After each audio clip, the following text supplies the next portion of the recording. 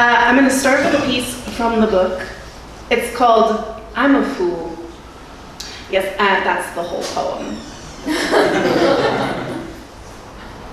Over dinner, you say you want to dedicate your next collection to me. I want this to mean you see something real here with me. And this is not just a line you use with anyone and everyone, because I am a fool and fall for the line immediately. I'm a fool. That's the whole poem.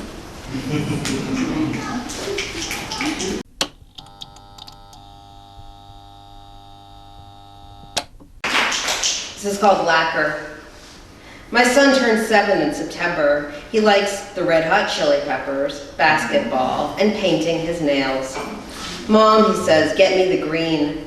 With a small hand, he massacres the job, working outside the lines, obscuring cuticles, christening my chair with small drops of forest. At 6, he was diagnosed autistic with ADHD, and I didn't cry because I found that selfish, self-centered, making it about myself rather than about him, which is what a diagnosis is, right? It's not me getting evaluated, is it? It's no reflection on me, right? My turn to get painted. He covers my red with his green, and I watch his hazel eyes widen with the effort. Mom, he says, it's magic. Baby, if only it were that easy. When you were conceived, I blinked at my body, shocked. How could anything healthy live in here? When we met, I held you, promising, we're going to take care of you. We're going to be with you. You won't be alone. Now he watches me quizzically, a soldier of fortune in my personal brigade, a seeker of pleasure in a world of muck. He knows he is different and doesn't much care. What is important is right in front of him. The struggle to color my claws before the interest recedes gives way to another frontier.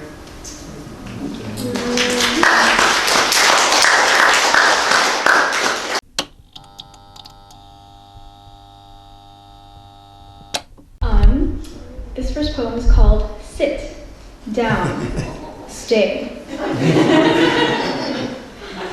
If I could speak my desires to you, it would sound like the gentle tap, tap, tap of a branch at your window or a tail against the floor. I don't have language for the space between touches, the ellipses in place of small chatter and assurance, for standing before you unseen. Our home is shrouded in marigold and the scent of brand new liquor that won't last the night, a gilded domesticity. You, a folded hand, me, flayed out on the floor, offering my belly again and again and again. You, unfolding another drink. You don't know how quiet this house is. Our Sunday ritual is sit, stay, wait patient while you sleep in.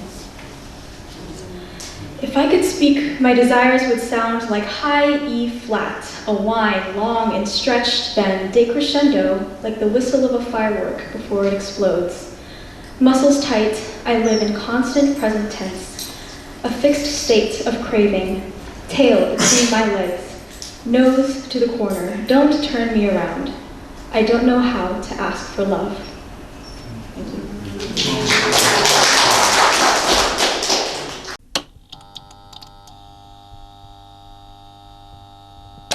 This next piece is called Smoke, Taylor Swift, Time Loops. Because I've been on 2 road trips now where there's been a lot of smoke and a lot of Taylor Swift. This one, Smoke, Taylor Swift, Time Loops. I just wrote this one this morning. It's a little rough.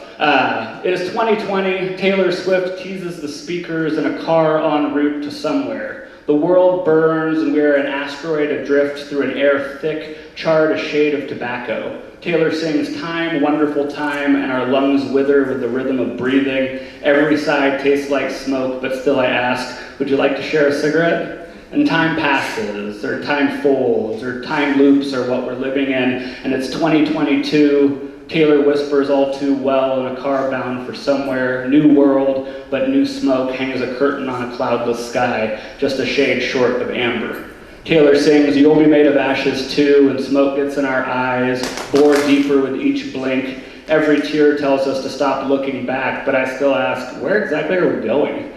And time marches, or time layers, or time loops aren't just science fiction, and it is now, and then, and forever Taylor, always Taylor. In a car not moving, but unmoored all the same, and where flame once worried, we've grown accustomed, we've grown together.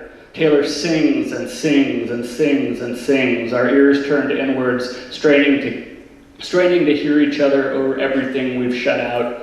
I open my mouth to ask a question, but all that comes out is smoke. Thank you. Okay.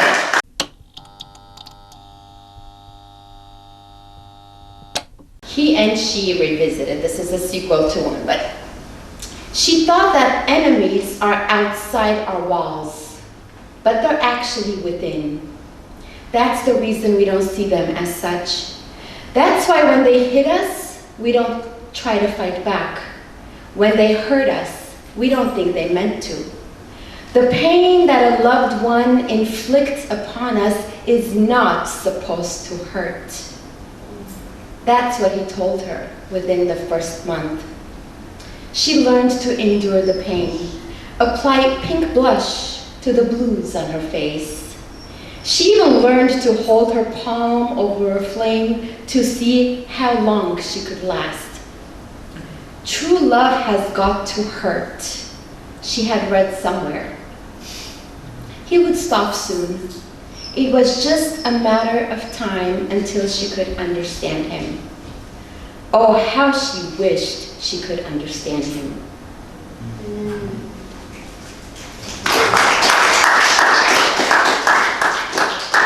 Adrift.